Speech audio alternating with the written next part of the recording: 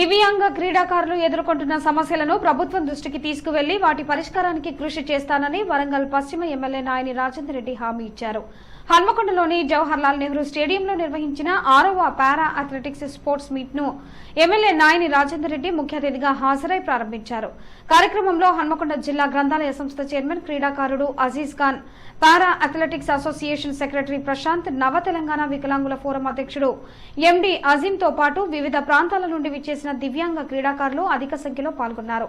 ఈ సందర్భంగా ఎమ్మెల్యే నాయని రాజేందర్ రెడ్డి, జిల్లా గ్రంథాలయ సంస్థ చైర్మన్ అజీజ్ ఖాన్ మాట్లాడుతూ సమాజంలో మానసిక కుంగుబాటుకు గురవుతున్న దివ్యాంగులకు క్రీడలు ఉపశమనం కలిగిస్తాయని అన్నారు.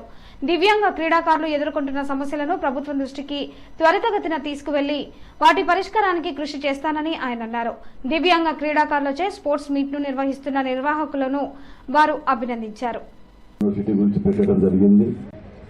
అందులో మేము తప్పకుండా మిమ్మల్ని చేర్చే విధంగా పూర్తి స్థాయిలో ప్రయత్నం చేస్తామని కూడా హామీ ఇస్తున్నాం. ఇక్కడికి రేపు మీ యొక్క కమిటీ పెద్దలు వీళ్ళందరూ కూడా ఒక రిప్రజెంటేషన్ తిరిగి తయారు చేసి నాకు ఇస్తే మా లెటర్ ప్యాడ్ సీఎం గారికి ఇస్తే అది తప్పకుండా ఆమోదిస్తే నమ్మకం ఉన్నది.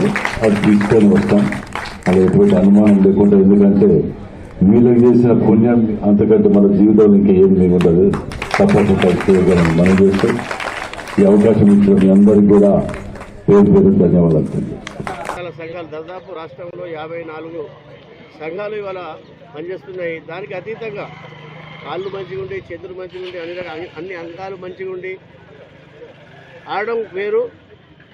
దివ్యాంగులు స్పోర్ట్స్లో పార్టిసిపేట్ చేసి వాళ్ళ సృజనాత్మకతను